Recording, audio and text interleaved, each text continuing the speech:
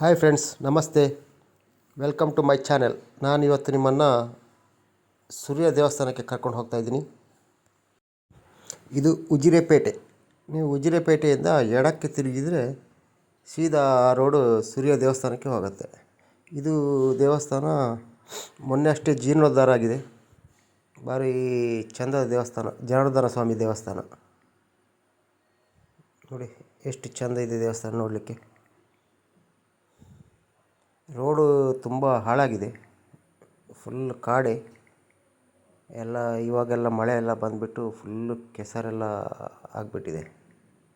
ರೋಡಲ್ಲಿ ಹೋಗೋದೇ ಒಂದು ಅಡ್ವೆಂಚರ್ ಥರ ಫೀಲ್ ಆಗುತ್ತೆ. ಮೊದಲು ಅಷ್ಟು ಜನ ಬರ್ತಾ ಇರಲಿಲ್ಲ ಇಲ್ಲಿಗೆ. ಇವಾಗ ತುಂಬ ಜನ ಬರ್ತಾಯಿದ್ದಾರೆ.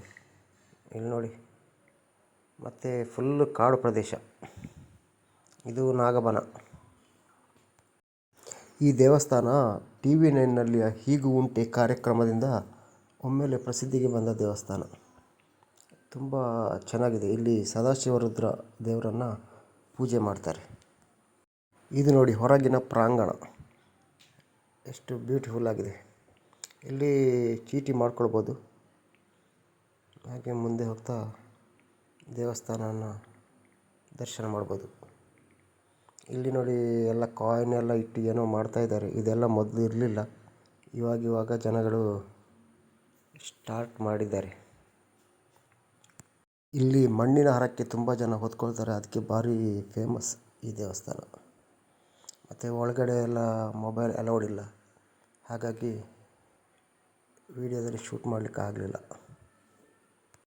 ಧರ್ಮಸ್ಥಳಕ್ಕೆ ಬಂದವರು ಈ ದೇವಸ್ಥಾನಕ್ಕೂ ಕೂಡ ಭೇಟಿ ಕೊಡಿ. ಮನಸ್ಸಿಗೆ ತುಂಬ ಸಮಾಧಾನ ಕೊಡುತ್ತೆ. ಇದು ನಾಗಬನ. ಫುಲ್ಲು ಮರಗಳೆಲ್ಲ ಮಧ್ಯದಲ್ಲಿದೆ. ನೋಡಲಿಕ್ಕೆ ಭಾರಿ ಖುಷಿಯಾಗತ್ತೆ. ತುಂಬ ತಂಪು ಇದೆ. ಇಲ್ಲಿ ನಾವು ಯಾವುದೇ ಹರಕೆ ಹೊತ್ಕೊಂಡು ಅದು ಈಡೇರಿದರೆ ಅದರಿಂದ ಮಣ್ಣಿನಿಂದ ಮಾಡಿದ ಇದನ್ನು ಇಲ್ಲೇ ತಗೊಳ್ಬೋದು, ಇಲ್ಲೇ ಕೊಡ್ತಾರೆ.